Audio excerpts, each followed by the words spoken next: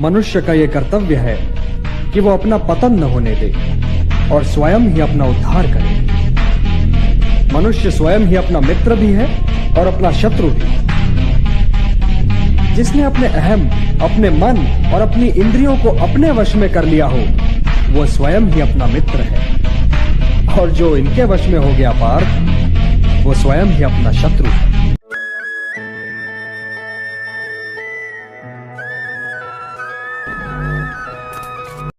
नमस्कार मित्रों, स्वागत है आप सभी का आज के कृष्ण संदेश में।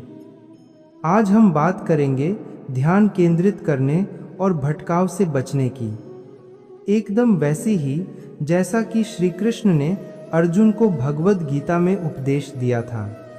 हमारे आधुनिक जीवन में मोबाइल, सोशल मीडिया, टीवी आदि के कारण मन बहुत विचलित हो जाता है और काम में मन नहीं लगता। ऐसे में भगवद गीता के श्लोकों में मिलती शिक्षा हमें मार्गदर्शन देती है। आइए श्री कृष्ण के दिव्य उपदेशों के साथ समझते हैं कि हम कैसे एकाग्रचित्त रहकर अपने लक्ष्य को पा सकते हैं। समय की तेजगामी रफ्तार में अर्जुन की तरह हमारा मन भी इधर उधर भटकता रहता है। काम करते समय मोबाइल की लत, सोशल मीडिया की खींचतान या घर परिवार की हलचल हमें बार बार भटकाते हैं। इससे काम में मन नहीं लगता और तनाव बढ़ता है। गीता में बताया गया है कि दुनिया की ये भौतिक चीज़ें मन को बांधकर रख सकती हैं। जैसे तेज हवा नाव को बहा ले जाती है, वैसे ही अनियंत्रित इंद्रियों में रमने वाला मन बुद्धि को बहा ले जाता है। जब हम पढ़ाई या काम करते हैं और हर थोड़ी थोड़ी देर में मोबाइल नोटिफिकेशन देख लेते हैं, तो हमारा पूरा ध्यान भटक जाता है। सोशल मीडिया पर लगातार नई पोस्ट देखने की आदत से हमारे दिन भर के काम प्रभावित होते हैं। इसी प्रकार गीता में वर्णित है, अनियंत्रित इंद्रियों में से कोई एक, जिसमें मन अधिक लिप्त रहता है, बुद्धि का विनाश कर देती है। यह बताता है कि किसी एक चीज़ का मोह हो जाए तो मन और बुद्धि उस पर टिका रहता है और हम अपने असली कार्य से दूर हो जाते हैं। श्री कृष्ण अर्जुन को समझाते हैं कि मन चंचल और अस्थिर है। गीता में भगवान कहते हैं, यतो यतो निश्चरति मनश्चलमस्थिरम ततस्ततो नियम्यदात्मन्येव वशन नयेत। अर्थ, जब भी और जहाँ भी मन बेचैन और अस्थिर होकर भटकने लगे, तब उसे रोककर भगवान के नाम और सत्कार योग की ओर केंद्रित करना चाहिए। यह कहना है कि जब जब आपका मन भटकने लगे, तब विवेक से उसे फिर से सही दिशा में वापस लाओ। मोबाइल की लत की तरह उदाहरण लें। जैसे ही ध्यान भटके, आप इरादे से कहा करें, अब फ़ोन हटाओ, मैं फिर से काम पर ध्यान दूंगा। शारीरिक क्रियाएं थोड़ी बहुत होती रहती हैं, लेकिन हमें अपने मन को बार बार सच्चाई की ओर मोड़ते रहना है। उदाहरण, काम के बीच में यदि आप सोशल मीडिया पर जाने की इच्छा महसूस करें, तो बस एक गहरी सांस लें और खुद को याद दिलाएं कि आपको अभी काम पर ध्यान देना है। सुबह जब नींद खुलते ही मोबाइल खोलने की आदत हो, तो पहले कृष्ण का स्मरण करें या एक मंत्र जपें। इससे मन तुरंत स्थिर होगा। इस प्रकार श्री कृष्ण ने अर्जुन को सिखाया कि ध्यान लगाने में लगातार अभ्यास और दृढ़ निश्चय जरूरी है। भटकता मन अपने आप वापस नहीं आएगा, उसे बार बार खींचकर सही राह पर लाना पड़ता है। भगवान कहते हैं कि मन को एक जगह एकाग्र करना चाहिए।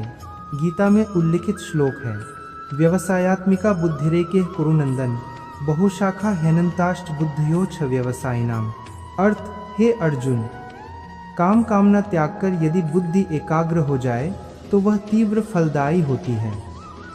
वहीं यदि मन अनेक इच्छाओं और वस्तुओं में बंटा रहे, अव्यवसायी हो, तो उसकी बुद्धि अनेक शाखाओं में बिखरी रहती है।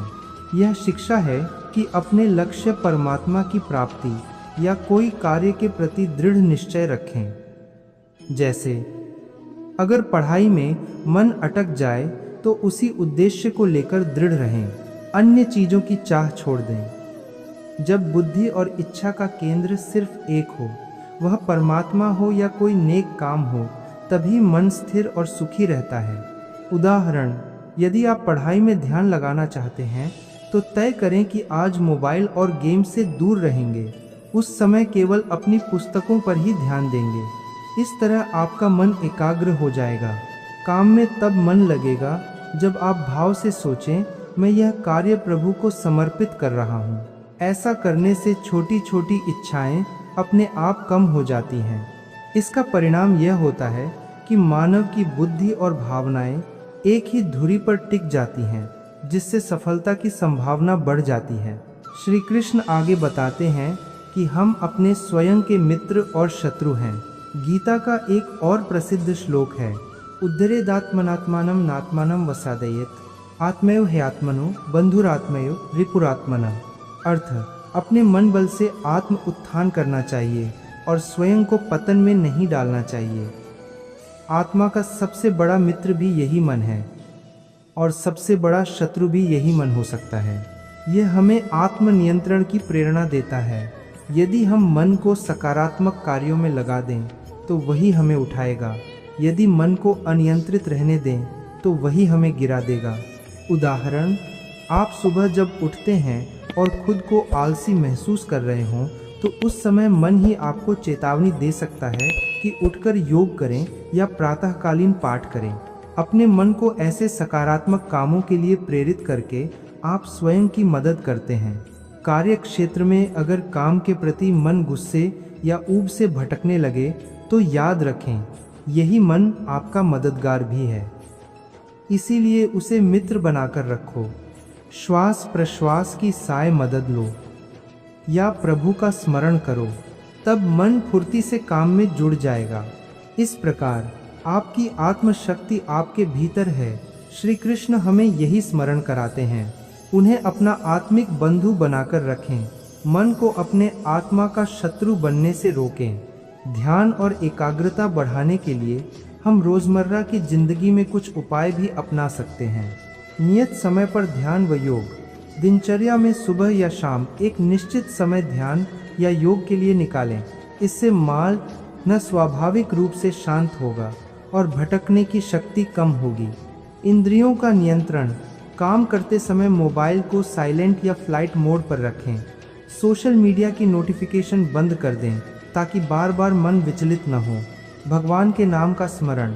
जैसे अर्जुन युद्ध भूमि में कृष्ण की लीला सुनकर दृढ़ हुआ, वैसे ही हम भी भजन कीर्तन या मंत्र जप से मन को प्रभु भक्ति में लगाएं। हर काम से पहले 1-2 बार हरे कृष्णा जैसे नाम लेने से मन को स्थिरता मिलती है। सूक्ष्म अभ्यास, माइंडफुलनेस।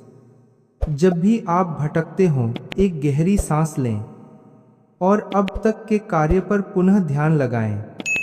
ध्यान खींचकर वापस ले लाने की यही गहराई हमें भगवद गीता में दी गई प्रक्रिया है। इन छोटी छोटी आदतों को अपनाकर हम अपने मन को प्रशिक्षित कर सकते हैं। ध्यान एक दिन में नहीं आएगा, लेकिन कृष्ण के वचनों का स्मरण करते हुए बार बार प्रयास करने से जल्द ही मन पर विजय मिलती है। श्री कृष्ण ने भगवद गीता में अर्जुन को बहुत सी महान शिक्षाएं दी हैं।